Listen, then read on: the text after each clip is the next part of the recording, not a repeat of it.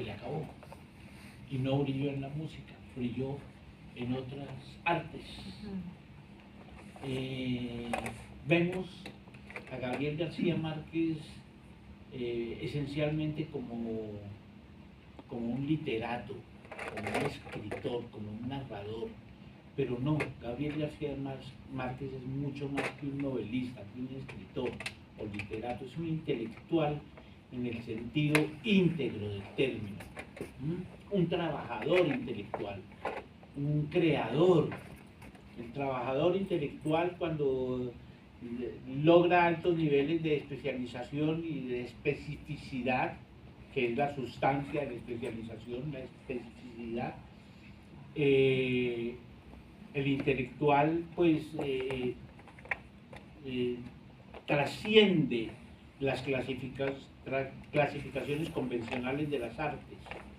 No quiero decir que como intelectual Gabo sea un artista multifacético, no, él es artista en la literatura, pero como intelectual produce unas piezas tan interesantes como las que les mencioné hace un momento, el manual para ser un niño. Hay otras piezas sobre la guerra, por ejemplo, que tienen una profunda actualidad.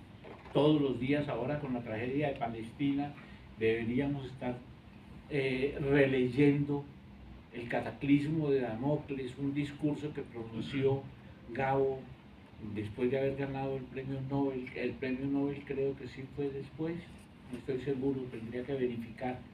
En Tlatelolco, México, dio un discurso que se llama El cataclismo de Damocles, anunciando los peligros, los riesgos de la guerra nuclear. Ese es un documento que tiene una enorme vigencia. Ya ahora les voy a dar la palabra. Entonces, para terminar esta primera parte, como digamos, como introducción, Gabo manifiesta desde muy temprana edad una fuerte vocación musical de cantante, no de cualquier clase de cantante, cantante de tangos, que es un género muy especializado, pero él ya se sabía otros tangos. Fíjense lo interesante de un chico de 7 años que se aprende un tango, una canción que no es la que predomina en el entorno. ¿De quién la aprende? La aprende del abuelo, el coronel Nicolás Márquez. Es el personaje importante de Aracataca.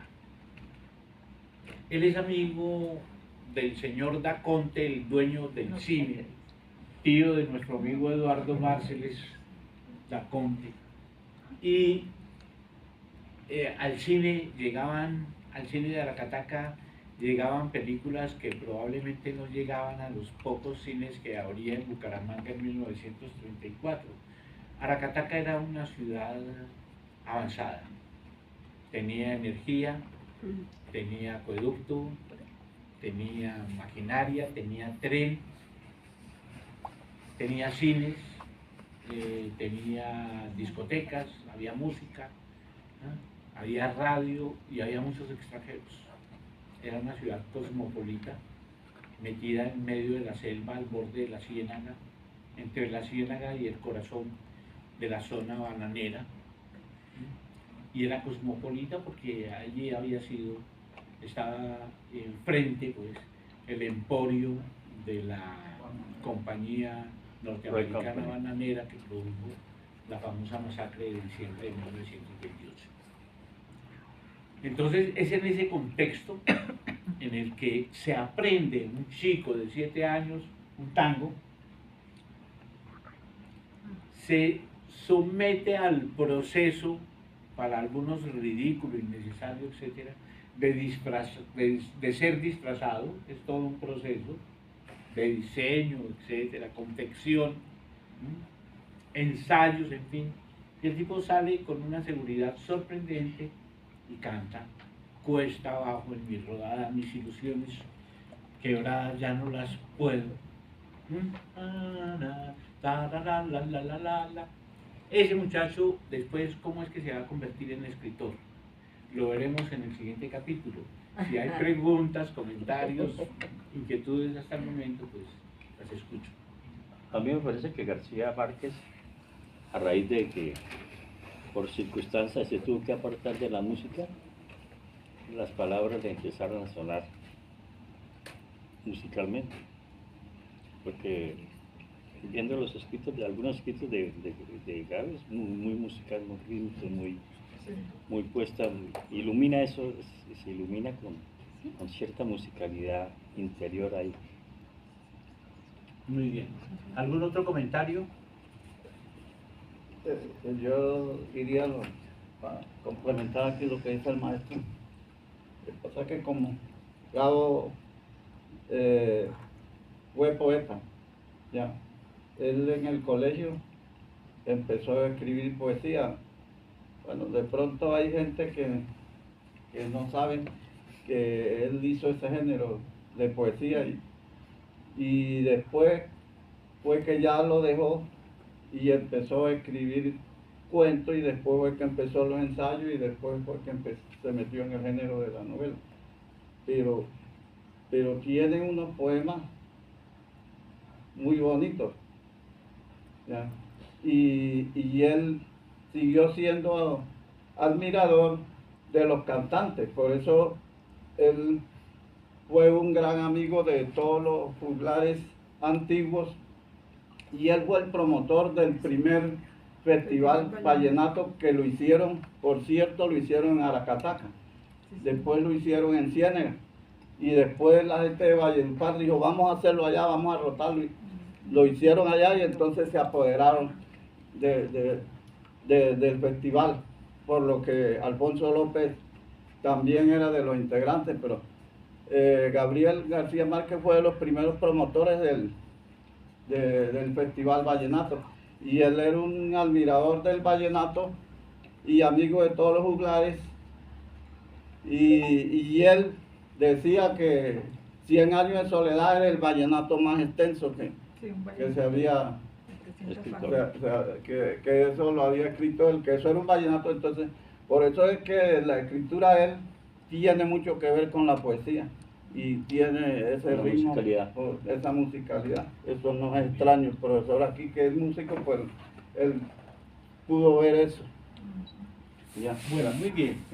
Gracias por sus comentarios. La vocación, esa fuerza, esa pulsión de episteme, no es suficiente para lograr buenos resultados en los propósitos que se tienen en la vida.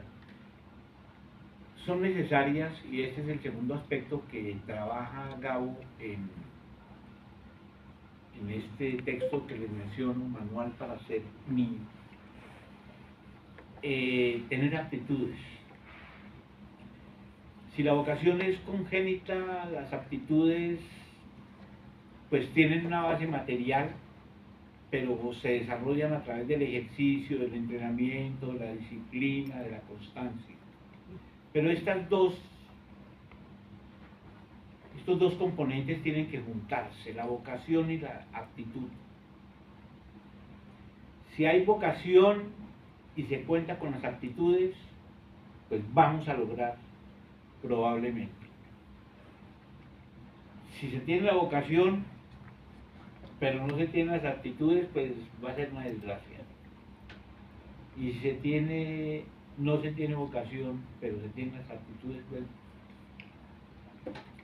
Dice Gabo que de ese desencuentro entre la vocación y las aptitudes aparecen voces sin juicio, pintores errados,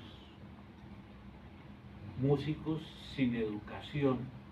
Habla de la educación musical, del sonido, de la relación con el sonido. Relata una anécdota de un pequeño hijo de un talentoso músico, un niño de 4 años, que con su pequeño violincito está ahí intentando imitar al papá y saca sorprendentemente una nota que el papá no había logrado en 30 años de ejercicio. Y el chico no solo la logra, sino que la repite, papá, papá.